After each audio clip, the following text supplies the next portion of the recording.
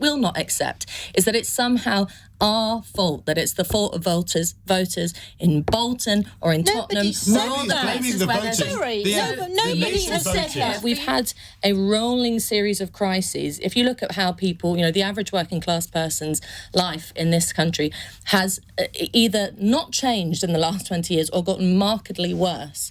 And that is because you've had a British economy that is not just sluggish but constantly failing, and politicians with all rosettes only talking about tinkering around the edges. There has been no kind of vision, no big idea in relation to the economy. And the reason why I mentioned Liz Truss was, as terrible as her announcement and her plans were, at least she got the label right. I mean, at least the word growth inspired some. Sorry, she was a catastrophe, and she cost 60 billion with her mini budget. She didn't actually. That figure has been disproved. But there was also, let's come to there was a big idea. It was called Brexit.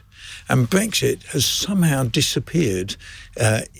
With the pandemic, it got muddled up, and no one knows. We don't know the impact of Brexit on inflation. We do know that the government prices and the rest of it. And actually, those of us who were vehemently against Brexit, we do. I think now know that we're being proved to be right. One at a time. We know some of the costs. I think it's the LSE have just done a report that Brexit added 6 billion to food bills because of the extra costs there. There's worker shortages because lots of fruit rotting in the fields. We've got Brexit supply problems getting over the border. Our trade has collapsed by 15%.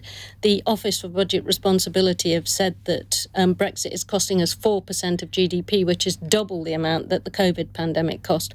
So there's increasing evidence about the costs of Brexit that'll have to be addressed by future governments. Hang on a second, Tobias. We haven't heard from Tobias yet. Well, thank you.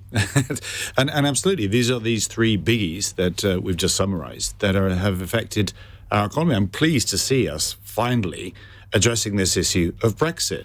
Most people don't know that the Trading Cooperation Agreement, to give it its full name, comes up for a formal review in about 18 months' time. We have to decide whether what we've got, this Brexit deal, is worth continuing in its current form, or do we dare to finesse it, to tweak it, to change it?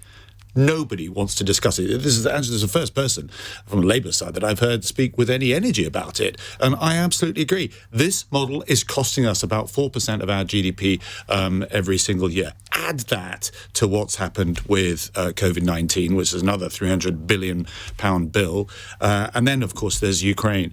The Ukraine piece is concerning to me because it actually exposes just how volatile our own economy is to international headwinds, as indeed Brexit, indeed COVID as well. But we seem to ignore that and only focus from a domestic perspective.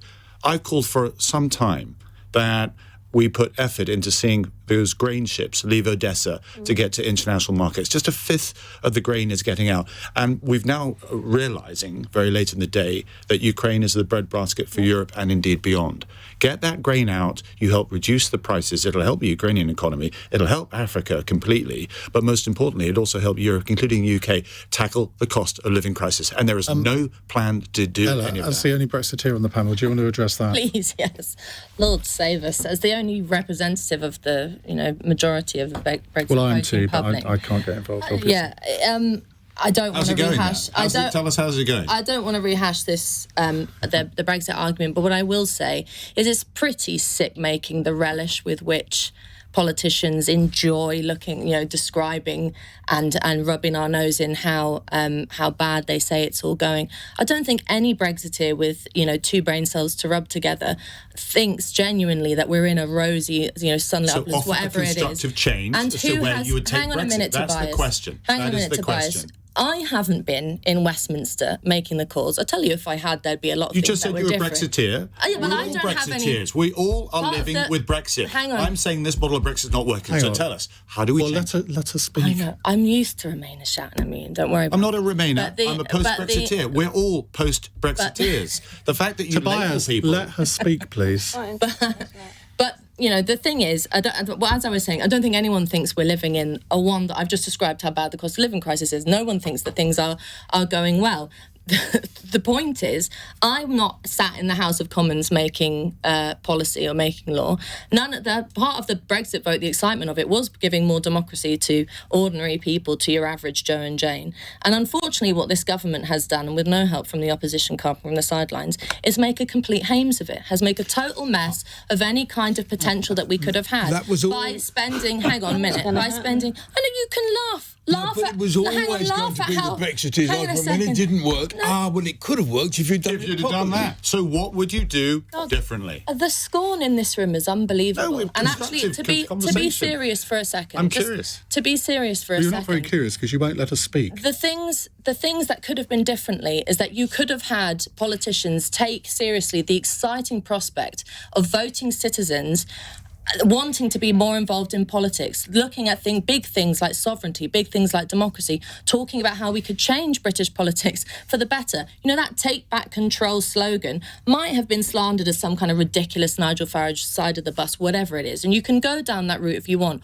Or actually, if you cared about, as you seem to opine like you do, about the average, person who, you say, oh, it's so bad, they're going to food banks, oh, it's so terrible, everyone's a hard time. If you actually cared about their political prospects and the future of their political lives, you would have taken seriously the challenge that Brexit set the British political class. Unfortunately, it has been squandered, and I'm miserable about that. But what I will not accept is that it's somehow our fault, that it's the fault of voters in Bolton or in Tottenham or all the places where there's... Sorry, nobody has said that. For you to sit here, hang on a minute. Nobody has said that. You are putting words into people's mouths and then saying that they're our views and they are not. This is ridiculous. For you to sit here and scoff and say... I'm not scoffing. I want to know what you do better. I'm still asking this, but Ian's going to tell me to shut up again. I want to know what will change. Anyway, let's move on. I'm going to shoot myself. I'm going to tell you all to shut up because we